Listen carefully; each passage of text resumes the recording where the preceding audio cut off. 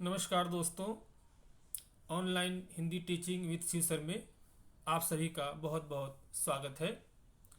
आज मैं चर्चा करूंगा हिंदी साहित्य के इतिहास के एक बहुत ही इम्पोर्टेंट टॉपिक के ऊपर, जो है आदिकाल की प्रमुख प्रवृत्तियां। यह आपके क्लास 11-12 में भी पूछा जाता है और बीए में, एमए में हिंदी साहित्य और हिंदी ऑनर्स पास और मास्टर्स जो लेके पढ़ते हैं उनके भी सिलेबस में यह एक बहुत ही इम्पोर्टेंट टॉपिक है। आज सभी हम बात करेंगे आदिकाल की प्रमुख प्रवृत्तियों के ऊपर। जैसा कि पिछले वीडियो में हमने देखा, हिंदी साहित्य के इतिहास के वीडियो में, कि आचार्य रामचंद्र शुक्ल ने और अन्य प्रमुख इतिहासकार आलोचकों ने हिंदी साहित्य को 4 भागों में बांटा, कालक्रम की दृष्टि से और प्रवृत्ति की दृष्टि से। पहला आदिकाल, दूसरा भक्ति काल, तीसरा रीतिकाल और चौथा आधुनिक काल। आदिकाल की प्रमुख प्रवृत्तियां, प्रवृत्तियों का मतलब होता है विशेषता, यानी उसमें किस तरह की रचनाएं रची गई थी। तो आदिकाल की प्रमुख प्रवृत्तियों की हम चर्चा करेंगे। थोड़ा सा आदिकाल का नामकरण पर हम बात करेंगे। जैसा कि आप स्क्रीन में देख रहे हैं कि हिंदी साहित्य के इतिहास में लगभग 8वीं शताब्दी से लेकर 14वीं शताब्दी के मध्य तक के काल को आदिकाल कहा जाता है। यानी 8वीं शताब्दी से लेकर 14वीं शताब्दी तक हमें आदिकाल का समय देखने को मिलता है। और इस युग को यह नाम कई लोगों ने दिया, कई लोगों ने नामकरण का प्रयास किया। इसमें बहुत महत्वपूर्ण नाम आता है डॉक्टर हजारी प्रसाद द्विवेदी का। हजारी प्रसाद द्विवेदी ने इसे आदिकाल ही कहा था। क्यों? क्योंकि इसमें इतिहास, साहित्य के इतिहास और आज तक की जो प्रवृत्तियां हैं उसके आदिम बीज, यानी उसके बीज काल, बीज रूप में वो सारी प्रवृत्तियां आदिकाल में थी। इसीलिए आदिम बीजों के कारण उन्होंने उसका नाम आदिकाल दिया। आचार्य रामचंद्र शुक्ल ने अपने हिंदी साहित्य का इतिहास में, जो 1929 में प्रकाशित हुआ था, उसमें उसका नाम वीर गाथा काल रखा। ये प्रवृत्ति की दृष्टिकोण से, कालक्रम की दृष्टिकोण से उन्होंने भी आदिकाल ही रखा। विश्वनाथ प्रसाद मिश्र ने इसे वीर काल नाम दिया, क्योंकि इसमें वीर गाथात्मक रचनाओं की अधिकता बहुत ज्यादा है। इसी प्रकार मिश्र बंधु विनोद जो रचना थी, जिसे मिश्र बंधुओं ने लिखा था, इसमें इस काल का नाम आरंभिक काल दिया गया। आचार्य माही प्रसाद द्विवेदी, हम जानते हैं इनका नाम, इन्होंने इसे बीज वपन काल दिया। राम कुमार वर्मा अपने हिंदी साहित्य के आलोचनात्मक इतिहास में इस काल को चारण काल कहते हैं। और राहुल साकृत्यायन ने इस काल को सिद्ध सामंत काल नाम दिया। ये हुई उसके नामकरण की चर्चा। अब हम देखेंगे आदिकाल में किस तरह की प्रवृत्तियां देखने को मिलती है या किस तरह की काव्य रचना हुई है। तो हिंदी साहित्य के इस इतिहास में, मतलब इस काल में, आदिकाल में मुख्यतः 4 तरह की रचनाएं देखने को मिलती हैं। सिद्ध साहित्य और नाथ साहित्य, ये प्रमुख रचना है। दूसरा जैन साहित्य, तीसरा चारण साहित्य और चौथा आप कह सकते हैं प्रकीर्णक साहित्य, या जिसे फुटकर काव्य भी कहते हैं। आचार्य रामचंद्र शुक्ल ने फुटकर काव्य उसे कहा जो अपने काल की धारा के अलावा, काल की धारा से अलग होकर जो रचनाएं लिखी गई, अपने काल की प्रवृत्तियों से अलग होकर जो रचनाएं लिखी गई, रामचंद्र शुक्ल ने उसे अपने हिंदी साहित्य के इतिहास में फुटकर काव्य कहा है। तो 4 प्रकार की मुख्य रचनाएं आदिकाल में रची गई। आप देख रहे हैं सिद्ध साहित्य और नाथ साहित्य, जैन साहित्य, चारण साहित्य और प्रकीर्णक या फुटकर साहित्य। हम बात करते हैं पहले सिद्ध साहित्य और नाथ साहित्य के ऊपर। सिद्ध साहित्य और नाथ साहित्य उस समय लिखा गया जब हिंदी अपभ्रंश से आधुनिक हिंदी की ओर विकसित हो रही थी, यानी अपभ्रंश का विकास हिंदी की ओर लगातार बढ़ता जा रहा था। बौद्ध धर्म, आप जानते हैं बौद्ध धर्म विभाजित हुआ था और बौद्ध धर्म में कई सारी शाखाएं बढ़ गई थी। उसमें एक शाखा थी वज्रयान। उसी वज्रयान शाखा में सिद्ध हुए थे। सिद्धों की संख्या 84 मानी जाती है और पहले सिद्ध का नाम सरहपा है, जिसे हम आदिकाल का पहला कवि भी मानते हैं सरहपा को। इन्हें सरोजपाद या सरोजभद्र नाम से भी जाना जाता है। अन्य सिद्धों के नाम जानते हैं आप, शबरपा, लुईपा, डोम्बिपा, कान्नपा कुक्कीरप्पा, ये सब सिद्ध साहित्य के प्रमुख कवि हैं। ये कवि अपनी वाणी का प्रचार जनभाषा में करते थे। उनकी सहजिया प्रवृत्ति मनुष्य की स्वाभाविक वृत्ति को केंद्र में रखकर निर्धारित हुई थी, यानी सहज मार्ग, साधो सहज समाधि भली, ये कबीर का हम पद पढ़ते हैं। ये जो सहज अवस्था है ये सिद्ध साहित्य से ही कबीर साहित्य में आई है। तो ये सहज अवस्था का चित्रण हमें शुरुआती में कबीर सिद्ध साहित्य में ही देखने को, माफ कीजिएगा, सिद्ध साहित्य में ही देखने को मिलता है। क्या विशेषता थी इसमें? इस प्रवृत्ति ने एक प्रकार की स्वच्छंदता को जन्म दिया। कौन सी स्वच्छंदता? ये लोग किसी प्रकार के बंधन को नहीं मानते थे और इसके कारण समाज में कई प्रकार के व्यभिचार भी शुरू हुए। इसकी प्रतिक्रिया में, माने इसके अपोजिट में, नाथ संप्रदाय की शुरुआत मानी जाती है। नाथ साधु हठ योग पर विशेष बल देते थे, जो कि योग की एक विशेष क्रिया है। वे योग मार्गी थे। वे निर्गुण निराकार ईश्वर को मानते थे, यानी परमात्मा के उस रूप को मानते थे जिसका सगुण रूप न हो, निर्गुण है जो। तथा कथित नीची जातियों के लोगों में से कई पहुंचे हुए सिद्ध एवं नाथ हुए हैं।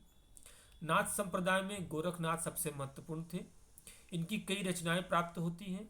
इसके अतिरिक्त नाथों में ऐसे 9 नाथ माने जाते हैं, लेकिन प्रमुख नाथ कौन कौन से हैं? गोरखनाथ के अलावा चौरंगी नाथ, गोपीचंद, भरथरी, ये प्रमुख नाथ साहित्यकार और संत माने जाते हैं। इस समय की रचनाएं साधारणतः दोहों अथवा पदों में प्राप्त होती है और कभी कभी चौपाई का भी प्रयोग मिलता है। परवर्ती संत साहित्य पे, जैसा मैंने पहले भी कहा कि जो हमारा भक्ति काल का जो संत साहित्य है उस पर सिद्धों और नाथों की रचनाओं का प्रभाव बहुत गहरा दिखाई पड़ता है। आदिकाल की दूसरी प्रवृत्ति है जैन साहित्य। जैन धर्म, भगवान महावीर स्वामी द्वारा प्रवर्तित जैन धर्म का बहुत बड़ा विकास अपभ्रंश साहित्य में होता है और यही विकास आगे जाकर और विकसित होते हुए हिंदी साहित्य में देखने को मिलता है। अपभ्रंश, उत्तर अपभ्रंश और शुरुआती हिंदी में जैन साहित्य परंपरा विकसित होती है जो हिंदी की धरोहर मानी जाती है। जैन कवियों ने जैन धर्म के प्रचार प्रसार हेतु जो साहित्य लिखा वह जैन साहित्य कहलाता है। बड़े बड़े प्रबंध काव्यों के उपरांत लघु खंड काव्य तथा मुक्तक रचनाएं भी जैन साहित्य के अंतर्गत आती है। आप जानते हैं काव्य रचना के दृष्टिकोण से 2 प्रकार के काव्य होते हैं, प्रबंध काव्य और मुक्तक काव्य। प्रबंध काव्य उसे कहते हैं जो किसी खास कथा को आधार बनाकर लिखी गई हो, लेकिन मुक्तक काव्य यह होती है, मुक्तक काव्य में किसी कथा को विस्तार नहीं दिया जाता, परंतु किसी बड़ी कथा के एक खास अंश को स्थान दिया जाता है, वो मुक्तक काव्य होता है। इसमें आप देखेंगे स्वयंभू का पौमचर्यु जो कि राम कथा है, एक प्रकार की रामायण है, ये लिखा गया जैन साहित्य में। और इसमें महत्वपूर्ण कवि कौन कौन से हैं? स्वयंभू हैं, पुष्पदंत हैं, धनपाल, ये उस समय के प्रख्यात कवि रहे हैं। इसी प्रकार गुजरात के प्रसिद्ध जैन आचार्य हेमचंद्र भी लगभग इसी समय के हैं। जैनों का संबंध चूंकि राजस्थान तथा गुजरात से विशेष रूप से रहा है, इसीलिए अनेक जैन कवियों की भाषा प्राचीन राजस्थानी रही है, जिसे हम डिंगल और पिंगल कहते हैं, और इसी में राजस्थानी और गुजराती का विकास भी हुआ है। सूरियों के लिखे राम ग्रंथ भी इसी भाषा में उपलब्ध है। ये हुआ जैन साहित्य। आदिकाल की तीसरी और सबसे बड़ी प्रवृत्ति आती है रासो साहित्य। रासो साहित्य में भी आपको 3 तरह की प्रवृत्तियां देखने को मिलेंगी। 3 प्रकार के मुख्यतः रासो काव्य हमें देखने को मिलते हैं। पहला वीर गाथात्मक रासो काव्य, दूसरा धार्मिक रासो काव्य और तीसरा श्रृंगारिक रासो काव्य। एग्जाम्पल के रूप में हम देख सकते हैं, जैसे वीर गाथात्मक में पृथ्वीराज रासो को ले सकते हैं, हम्मीर रासो ले सकते हैं, परमाल रासो वगैरह को ले सकते हैं। धार्मिक रासो काव्य में आप भारतेश्वर बाहुबली रास को ले सकते हैं और श्रृंगारिक रासो काव्य में आप संदेश रासक को ले सकते हैं। रासो काव्य की कुछ खास विशेषताएं क्या थी, पॉइंट आउट देखेंगे आप यहाँ पर। पहला कि इन रचनाओं में कवियों द्वारा अपने आश्रयदाताओं के शौर्य एवं ऐश्वर्य का अतिशयोक्तिपूर्ण वर्णन किया गया है, यानी अधिक चीजों को बढ़ा चढ़ाकर वर्णन करने की प्रवृत्ति इस काव्य में देखने को मिलती है। दूसरा, यह साहित्य मुख्यतः चारण कवियों द्वारा लिखा गया। कौन से चारण कवि? जो दरबारी कवि हुआ करते थे राजाओं के यहाँ पर। तीसरा, इन रचनाओं में ऐतिहासिकता के साथ साथ कवियों द्वारा अपनी कल्पना का समावेश भी किया गया है। अधिकांश रचनाएं संदिग्ध एवं अप्रामाणिक या अर्ध प्रामाणिक मानी जाती है। आचार्य रामचंद्र शुक्ल ने इसीलिए अधिकतर रचनाओं को निकाल दिया था, क्योंकि वे अप्रामाणिक मानी जा गई। हालांकि बाद में कई सारे शोध हुए जिनमें पता चला कि नहीं, अधिकतर रचनाएं प्रामाणिक है। हाँ, उसमें कल्पना और इतिहास को बहुत बढ़ा चढ़ाकर किया गया था। इस प्रकार की रचनाओं में युद्ध प्रेम का वर्णन अधिक किया गया है, क्योंकि उन समय राजाओं को लड़ने के लिए उत्साह की आवश्यकता होती थी, और ये कवि राजाओं को उत्साहित करने के लिए इस प्रकार के रासो काव्यों की रचना किया करते थे, जिनमें उन राजाओं के बल को बढ़ा चढ़ाकर दिखाने की एक परंपरा थी। अगला पॉइंट आप भी सुन सकते हैं कि इन रचनाओं में वीर रस व श्रृंगार रस की प्रधानता है। क्योंकि युद्धों का वर्णन होता था, इसीलिए वीर रस की प्रधानता है। और युद्ध किस लिए होते थे? या तो किसी खूबसूरत रानी, किसी खूबसूरत सुंदर स्त्री को पाने के लिए अधिकतर युद्ध होते थे, इसलिए श्रृंगार की भी वर्णन किया गया। और इन रचनाओं में डिंगल और पिंगल शैली का प्रयोग हुआ, जो पुरानी राजस्थानी भाषा या कह सकते हैं राजस्थानी मिश्रित हिंदी भाषा है, वो डिंगल और पिंगल शैली इसमें देखने को मिलती है। और क्या इसकी विशेषता है? इसमें विविध प्रकार की इनमें विविध प्रकार की भाषाओं और अनेक प्रकार के छंदों का प्रयोग किया गया है। छंदों की बहुलता आपको देखने को इसमें मिलेगी। अब हम आते हैं कि प्रमुख रासो काव्य कौन कौन से हैं। ये भी आपके पूछा जा सकता है, तो आप इस पर ध्यान देंगे। कुछ प्रमुख रासो काव्य, ऐसे रासो काव्य की संख्या सैकड़ों में है, लेकिन आप प्रमुख रासो काव्य आप देखेंगे। चंद्रवरदाई कृत पृथ्वीराज रासो, बिसलदेव रासो, इसके कवि नरपति नाल हैं। परमाल रासो, इसके कवि जगनिक हैं। हम्मीर रासो, इसके कवि शांगधर हैं। खुमान रासो, इसके कवि दलपति विजय हैं। विजयपाल रासो नल सिंह भाट द्वारा रचित है। बुद्धि रासो जल्लड़ कवि द्वारा रचित है। मुंज रासो के रचयिता का नाम अज्ञात है, पता नहीं हुआ है। कलयुग रासो, इसके कवि रसिक गोविंद हैं। कायम खां रासो, इसके कवि न्यामत खां जान कवि हैं। राम रासो, इसके कवि समय सुंदर हैं। राणा रासो, इसके कवि दयाराम या दयाल कवि हैं। रतन रासो, इसके कवि कुंभकर्ण माने जाते हैं। कुमारपाल रासो, इसके कवि देवप्रभ माने जाते हैं। हिंदी साहित्य की अगली जो खास प्रवृत्ति थी उसे कहते हैं चारण साहित्य। हालांकि रासो साहित्य भी चारण कवियों द्वारा ही लिखे गए हैं, लेकिन एक अलग रूप में हम इसे देखेंगे। इसके अंतर्गत चारण के अलावा ब्रह्मभट्ट और अन्य बंदीजन कवि भी आते हैं। सौराष्ट्र, गुजरात और पश्चिमी राजस्थान में चारणों का तथा ब्रज प्रदेश, दिल्ली तथा पूर्वी राजस्थान में भट्टों का प्राधान्य रहा, इसे हम भट्ट कहते हैं। चारणों की भाषा साधारणतः राजस्थानी रही है और भट्टों की भाषा ब्रज रही है। इन भाषाओं को डिंगल और पिंगल नाम मिले। जैसा मैंने पहले भी आपको कहा कि राजस्थानी मिश्रित जो हिंदी थी उसे डिंगल कहा जाता है, और ब्रज मिश्रित जो हिंदी थी हम उसे पिंगल के नाम से जानते हैं। ठीक है, ये कभी प्रायः राजाओं के दरबारों में रहकर उनकी प्रशस्ति किया करते थे अर्थात उनका गुणगान किया करते थे। अपने आश्रयदाता राजाओं की अतिरंजित प्रशंसा करते थे, यानी उनकी बढ़ा चढ़ा कर प्रशंसा करते थे। मुख्यतः वे श्रृंगार और वीर रस के कवि हुआ करते थे। इस समय की प्रमुख रचनाओं में आप देखेंगे चंद्रवरदाई कृत पृथ्वीराज रासो, जिसका जिक्र हमने रासो साहित्य में भी किया है। दलपति कृत खुमान रासो, नरपति नाल कृत बीसलदेव रासो, जगनिक कृत आलाखंड आदि प्रमुख है। इनमें सर्वाधिक महत्वपूर्ण पृथ्वीराज रासो है। इन सब ग्रंथों के बारे में आज यह सिद्ध हुआ कि उनके कई अंश क्षेपक है, अर्थात जिसकी ऐतिहासिकता पर संदेह है। अगला पॉइंट आता है हिंदी साहित्य के आदिकाल की प्रवृत्ति के अंतर्गत, और प्रमुख प्रवृत्ति यह है कि ये प्रकीर्णक साहित्यों से भरा है, अर्थात फुटकर काव्य रचना भी हिंदी साहित्य में बहुत हुआ है।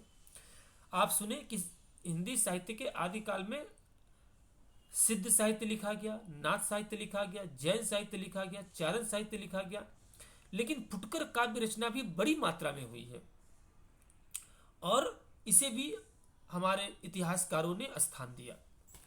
इसमें खास नाम अमीर खुसरो का आप जानते हैं कि खड़ी बोली के आदि कवि जिनको माना जाता है कि खड़ी बोली के आदि कवि अमीर खुसरो इसी समय हुए हैं। खुसरो की पहेलियां और मुकरियां प्रख्यात हैं। मैथिल कोकिल यानी मिथिला के जो कोकिल माने जाते हैं अर्थात बहुत बड़े कवि हैं सब, मैथिली के आदि कवि माने गए। विद्यापति इसी समय अंतर्गत हुए थे। विद्यापति के मधुर पदों के कारण इन्हें अभिनव जयदेव भी कहा गया, विद्यापति का एक नाम था। मैथिली और अवहट्ट में इनकी रचनाएं मिलती हैं। इनकी पदावली का मुख्य रस श्रृंगार है। विद्यापति पदावली जो लिखी गई उसका मुख्य रस श्रृंगार है। इसके अलावा अब्दुल रहमान कृत संदेश रासक भी इस समय की एक सुंदर रचना है। इस छोटे से प्रेम संदेश काव्य की भाषा अपभ्रंश से अत्यधिक प्रभावित होने से कुछ विद्वान इसको हिंदी की रचना न मानकर अपभ्रंश की रचना मानते हैं। तो इस प्रकार हम देखते हैं कि पूरा का पूरा आदिकाल किससे भरा है? आश्रयदाताओं की अतिरंजित प्रशंसा से भरा हुआ है। युद्धों का सुंदर वर्णन इसमें हुआ है। मिश्रित श्रृंगार मिश्रित वीर रस वगैरह इस साहित्य की प्रमुख विशेषता है। तो ये चीजें आदिकाल की प्रमुख प्रवृत्तियां मिलकर बनाती हैं। इसकी पृष्ठभूमि हम थोड़ा सा इसमें ले लें तो इस समय क्या हुआ था कि इस्लाम का भारत में प्रवेश लगभग हो चुका था और दूसरी तरफ देशी रजवाड़े परस्पर कलह में व्यस्त थे। सब एक साथ मिलकर मुसलमानों के साथ या जो शुरुआती जो मुसलमान आताई थे उनसे लड़ने के लिए तैयार नहीं हो पा रहे थे। परिणाम यह हुआ कि अलग अलग सबको हराकर मुसलमान यहाँ स्थिर हो गए। दिल्ली की गद्दी उन्होंने प्राप्त कर ली और क्रमशः उनके राज्य का विस्तार बढ़ने लगा। तत्कालीन जो हिंदी कविता थी, शुरुआती हमारी हिंदी कविता थी, आदिकालीन हिंदी कविता थी, उस पर इन सारी स्थितियों का प्रभाव देखा जा सकता है। अब एक प्रश्न और आता है, आदिकाल की प्रवृत्ति के अंतर्गत तो नहीं है, परंतु ये एक प्रश्न पूछा जाता है आदिकालीन साहित्य में कि हिंदी का प्रथम कवि किसे माना जाए। हमने ऊपर बहुत सारे कवियों का नाम लिया, लेकिन इसमें अलग अलग मतभेद है। प्रवृत्ति के हिसाब से हर इतिहासकार जिस प्रवृत्ति को आदिकाल की प्रमुख प्रवृत्ति मानता है वो उस प्रवृत्ति के प्रमुख रचनाकार को ही आदिकाल का प्रथम कवि मानता है और इस हिसाब से हिंदी का प्रथम कवि माना जाएगा। इसमें मतभेद है। आप ध्यान देंगे कि हर इतिहासकार के हिसाब से अलग अलग प्रथम कवि माने गए। जैसे राम कुमार वर्मा ने स्वयंभू को माना, राहुल साकृत्यायन के अनुसार सरहपा प्रथम कवि ठहरते हैं, शिव सिंह सेंगर के अनुसार पुष्पदंत या पुंड कवि ठहरते हैं, चंद्रधर शर्मा गुलेरी के अनुसार राजा मुंज को प्रथम कवि मानना चाहिए, रामचंद्र शुक्ल के अनुसार भी राजा मुंज और भोज को माना जाता है, गणपति चंद्र गुप्त के अनुसार शालीभद्र सूरी को माना जाना चाहिए, हजारी प्रसाद द्विवेदी के अनुसार अब्दुल रहमान को मानना चाहिए, बच्चन सिंह के अनुसार विद्यापति को माना जाना चाहिए। लेकिन मोटा मोटी हम लोग सरहपा को ही आज के संदर्भ में, आज की जो सौदे हुए हैं कि सरहपा को ही हम सभी हिंदी का प्रथम कवि मानते हैं। तो ये हुआ आपका आज का एजुकेशनल वीडियो जिसमें हमने हिंदी साहित्य के आदिकाल की प्रमुख प्रवृत्तियों पर प्रकाश डाला कि हिंदी साहित्य के आदिकाल में मुख्यतः जो 4-5 प्रकार की जो मुख्य प्रवृत्तियां थी, क्या सिद्ध साहित्य था, नाथ साहित्य, चारण साहित्य, रासो साहित्य और फुटकर काव्य, ये हिंदी साहित्य के आदिकाल की प्रमुख प्रवृत्तियां थी। अगर आपको ये वीडियो, ये यूट्यूब चैनल अच्छा लगे तो निश्चित रूप से आप इसे सब्सक्राइब करें ताकि मेरे आने वाले वीडियो आप तक अच्छी तरीके से पहुंच सके। अगर आपको इससे कुछ लाभ मिलता हो तो अपने दोस्तों के साथ, अपने सहपाठियों के साथ इसे अवश्य ही शेयर करें और इसे लाइक करके मेरा उत्साह बढ़ाएं। बहुत बहुत धन्यवाद।